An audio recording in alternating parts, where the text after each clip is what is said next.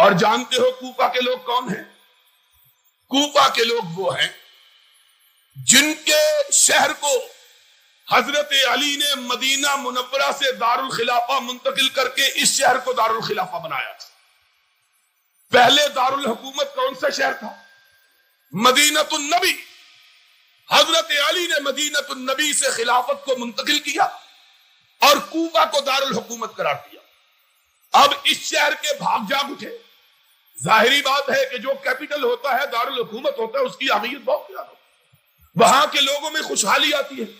چنانچہ کوفہ کے لوگ حضرت علی کے بہت حامی اور اس بات میں مشہور تھے کہ یہ حضرت علی کی سیاسی پارٹی کے رکن ہیں۔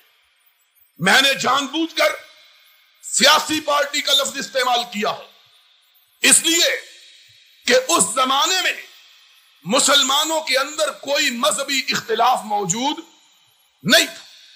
یہ اختلاف جو آج موجود ہے، جس کو کفر اور اسلام کا اختلاف بنا دیا گیا ہے، اس کا وجود حضرت علی رضی اللہ تعالیٰ عنہ کے زمانے میں موجود۔ اس زمانے میں دو سیاسی پارٹیاں، ایک پارٹی حضرت امیر معاویہ کی حامی تھی اور دوسری پارٹی حضرت علی کی حامی تھی۔ دونوں کے اختلافات سیاسی تھے، مذہبی اختلاف ان کے اندر موجود۔ چنانچہ کہا جاتا ہے جادو وہ جو سر چڑھ کے بولے۔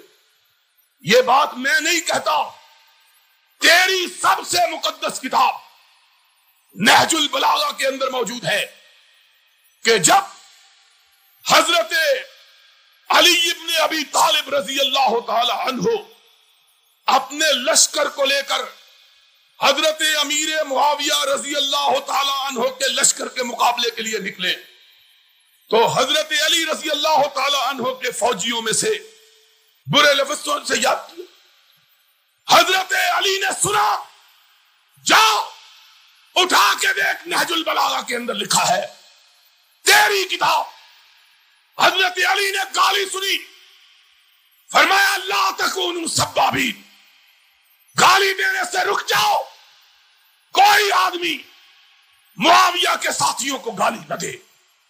لوگ حیران ہیں، تلواریں نکلی، نیزے سانوں پہ چڑھے ہوئے، تیر کمانوں پہ چڑھے ہوئے۔ ہم نے برے لفظوں سے یاد کیا اور علی نے ٹوک دیا۔ علی نے فرمایا رک جاؤ، کوئی گالی نہ دے۔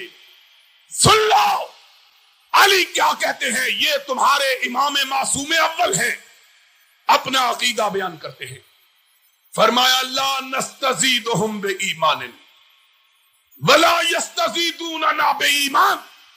اور میرے ساتھیوں سن لو، ہمارے درمیان اور معاویہ کے درمیان کوئی مذہبی اختلاف نہیں، بلکہ میں علی یہ کہتا ہوں کہ میں معاویہ سے اتنا ہی ایمان میں برابر ہوں جتنے کہ عام مسلمان۔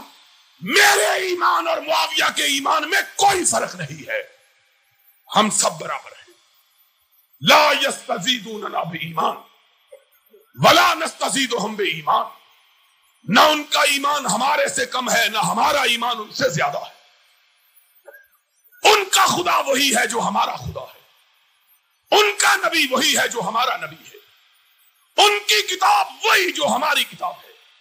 الا مختلفنا فی دم عثمان ونحن منہ براء، ہمارے درمیان جو اختلاف پیدا ہوا ہے وہ جناب عثمان کی شہادت کے بارے میں۔ ہم نے شہادت عثمان میں کوئی حصہ نہیں لیا۔ ان کو غلط فہمی ہے کہ ہم نے قاتلوں کو پناہ دے رکھی ہے، اس غلط فہمی کی وجہ سے ہم لڑنے کے لیے آئے، وگرنہ ہمارے نزدیک کفر و ایمان کا کوئی اختلاف موجود۔ یہ حضرت علی کا سیاسی پارٹی تھی، ایک گروپ کے لیڈر حضرت علی تھے، ایک گروپ کے لیڈر حضرت معاویہ، دونوں میں کفر و ایمان۔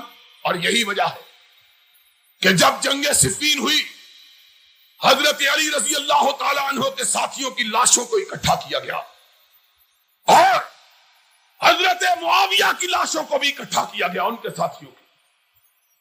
لوگوں نے کہا معاویہ کے ساتھیوں کی لاشوں کو اٹھاؤ اور گڑھوں میں پھینک دو، اپنے ساتھیوں کی لاشوں کو اٹھاؤ، ان کا جنازہ پڑھو، ان کو کفناؤ، ان کو دفناؤ۔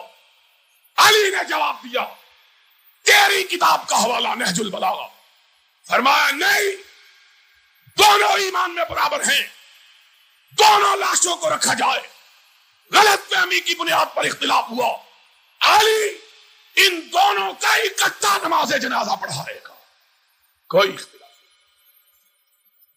بہرحال سیاسی طور پر اختلافات نے اتنی وسیع خلیج حائل کر دی کہ آپس میں ملنا دشوار ہو گیا، لیکن کفر و اسلام کا فتویٰ دونوں جانبوں میں سے کسی نے دوسرے پر نہیں لگا۔